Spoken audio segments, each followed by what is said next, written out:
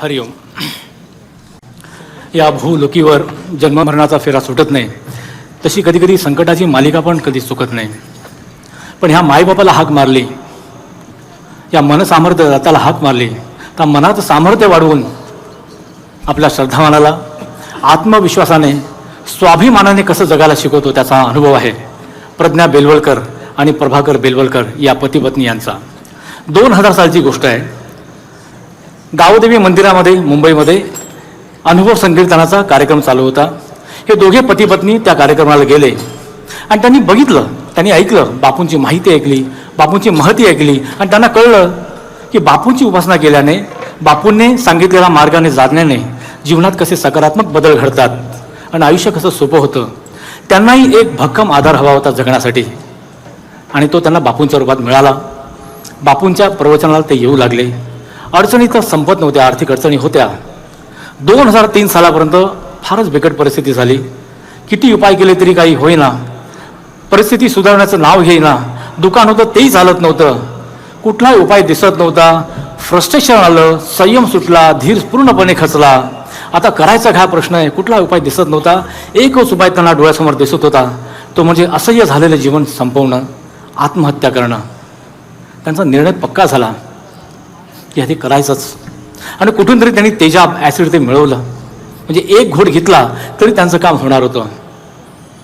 आज कार्यक्रम करायचा होता, पण मनात कुठेतरी इच्छा होती की एकदा बापूंचं दर्शन घेऊ, एकदा बापूंना डोळे बघून बघू, त्यांचं रूप एकदा मनात साठवू आणि मग आपण आपल्या मार्गाला लागू. दुसऱ्या दिवशी गुरुवार होता. गेले, बापूंना बघितलं, बापूंना मनोमन नमस्कार केला आणि म्हणाले, बापू आजचं आहे आमचं शेवटचं दर्शन, परत आता होणे नाही. बापूंना बघत राहिले, शांत बसले, निहाळत राहिले. बापूंनी प्रवचनाला सुरुवात केली आणि बापू सुरुवातीलाच म्हणाले, जो कुठल्याही संकटाला तोंड देऊन उभा राहील तो माझा आणि आत्महत्या करेल तो माझा नाही. हे ऐकून त्यांना मन खूप त्यांचं भरून आलं. शेवटी बापालाच काळजी असते नाही का. आणि त्यांना विचार केला की हा माझा बाप माझ्याबरोबर असताना असा अविचार मी कशाला करू. त्यांनी ठरवलं की आता आत्महत्या करायचं नाही. किती प्रारब्ध कठीण असलं तरी हा बाप आता आपल्या बरोबर आहे, आता आपण लढायचं, आता आपण संकटांना तोंड द्यायचं. मग पुढचं जीवनक्रम त्यांनी तसाच बापूंच्या विश्वासावर सुरू केला. संकट येत होती. एकदा तर झोपेत वरून अंगावर पंखा पडला, पण फक्त खरचटलं. प्रभाकर सिंह ट्रेनमधनं काठी घेऊन चालत असताना कोणीतरी काठीला धक्का मारला. ट्रेनमधनं पडता पडता वाचले. संकट येत राहिली, पण त्यांना एक फॉर्म्युला मिळाला होता. टिपा म्हणे सहज सोपा उपाय, टाळण्या प्रारब्ध बापू म्हणा. त्यांनी त्यांची नित्य उपासना कधी सोडली नाही, त्यात कधी खंड पडू दिला नाही. करता करता एक आशेचा किरण, एक नोकरी मिळाली त्यांना सिक्युरिटी गार्डची. पार्किंग लॉटमध्ये सिक्युरिटी गार्ड म्हणून त्यांना नोकरी मिळाली. एक तर उतार वय, काठीशिवाय चालता येत नाही, नोकरीचा कुठला अनुभव नाही आणि यांना सिक्युरिटी गार्डची नोकरी मिळते. हे बापू कृपा नाहीत असून काय मला सांगा. 4-4.5 वर्षानंतर कंपनी म्हणाली की आता तुमची आवश्यकता नाही, म्हणजे उद्यापासून तुम्ही येऊ नका. मोठा प्रश्न उभा राहिला, आर्थिक अडचणी उभा राहिला, अनेक प्रश्न उभे राहणार होते. पण त्यांनी ठरवलं आणि त्यांना माहीत होतं की बापू आपल्या बरोबर आहे. तो विश्वास त्यांना आधार देत होता. त्यांनी ठरवलं की त्या पार्किंग लॉटमध्ये जाऊन बसू आणि बघू कोणतरी ओळखीचा मिळेल, काहीतरी त्यातनं मार्ग निघेल. आणि नेमकं तसंच झालं. ते तिकडे जाऊन बसले आणि अगदी 4थ्या दिवशी एक ओळखीचा माणूस भेटला त्यांना नोकरीची ऑफर दिली. आधीपेक्षा दुप्पट पगार, काम पण एकदम सोपं. ऑफिसमध्ये जायचं, ऑफिस उघडायचं, फोन अटेंड करायचे आणि बालाजीची एक मूर्ती होती, त्या मूर्तीची पूजा करायची. स्वार्थ आणि परमार्थ दोन्ही बापूची अडचण बापूंनी त्यांना दिलं. बापू कधीच कोणाला टाकत नाही, ह्यांना तरी कसं टाकेल नाही का. ही नोकरी लागली. आता सगळं स्थिर स्थावर होईल चाललंय असं वाटलं, पण संकटाची मालिका सुटत नाही ना कधी कधी. ह्यांच्या तब्येतीच्या कुरबुरी चालू झाल्या.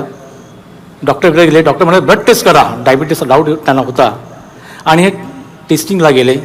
जो रिझल्ट आला तो फार धक्कादायक होता. ह्या दोघांना कळलं की काहीतरी गडबड आहे, नॉर्मल नाही आहे. त्यांनी सगळ्यात आधी केलं काय, आधी त्यांची नित्य उपासना केली, बापूंना नमस्कार केला आणि मग डॉक्टरकडे गेले. डॉक्टर बघून चक्रावला. त्यांची फास्टिंग शुगर 400, रैंडम शुगर 768, 768.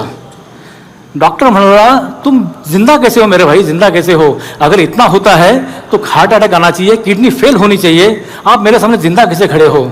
त्यांनी आपलं लॉकेट काढून दाखवलं. म्हणाले ये है ना इसलिए मैं जिंदा हूं. डॉक्टरने त्यांना लगेच ॲडमिट व्हायला सांगितलं. आणि ॲडमिट व्हायला हॉस्पिटलमध्ये गेले, सरकारी हॉस्पिटल जवळ होतं, तिकडे ॲडमिट व्हायला गेले. ॲडमिट व्हायला स्वतःच केस पेपर घेऊन गेले. डॉक्टर विचारतो पेशंट कोण आहे, मला मी हो पेशंट. तो डॉक्टर पण चक्रावला, पण त्याला लगेच ॲडमिट करून घेतलं. पण हे ॲडमिट होण्यापर्यंत हॉस्पिटलमध्ये असेपर्यंत बापू परिवार त्याच्याबरोबर होता. हा बापू परिवाराचा आपलेपणाचा जो आधार मिळतो ना, तो जगात कुठेही मिळत नाही हो, कधी कुठे मिळत नाही. चार दिवस ॲडमिट होते. बुधवारी ॲडमिट केलं, रविवारीपर्यंत काही होऊ शकलं असतं ना, कोमामध्ये गेले असते, हार्ट अटॅकला असतं, काही झालं असतं. मग रविवारपर्यंत त्याची शुगर नॉर्मल झाली आणि रविवारी त्यांना डिस्चार्ज पण मिळाला. मुंबईसारख्या ठिकाणी 4 दिवस हॉस्पिटलमध्ये राहणं म्हणजे किती खर्च असतो मला सांगा. यांचा टोटल खर्च झाला फक्त 60 रुपये. 6 वर 1 0. रामराज्य अजून किती दूर आहे मला सांगा. आणि एवढंच नाही तर त्यांचा नवीन नोकरी होती, 15 दिवस त्यांना सुट्टी पण मिळाली. जो डॉक्टर विचारत होता की तुम जिंदा कैसे हो, त्याला काय माहिती याचं उत्तर कुठे मिळणार आहे. कुठल्याही मेडिकल सायन्समध्ये याचं उत्तर नाही. मेडिकल सायन्सच्या पलीकडची गोष्ट आहे. याचं उत्तर एकच आहे, बापूचं प्रेम आणि बापूची कृपा. नंतर त्यांची परिस्थिती सुधारत झाली, त्यांची नित्योपासना चालू होती, आर्थिक अडचणी संपल्या, ब्लड शुगर टोटल नॉर्मल आली. आणि मुख्य म्हणजे त्यांचा जो विचार होता निगेटिव्ह की आत्महत्या करायची, तो त्यांच्या मनाला परत कधी शिवला नाही. कारण त्या मनसामर्थ्य होता त्यांच्या बरोबर होता. आणि बापूंचं ते एक वाक्य, किती संकट आली, जो त्याला धीराने तोंड देईल तो माझा. आणि त्यांना बापूंचं होऊन राहायचं होतं. हरिओम.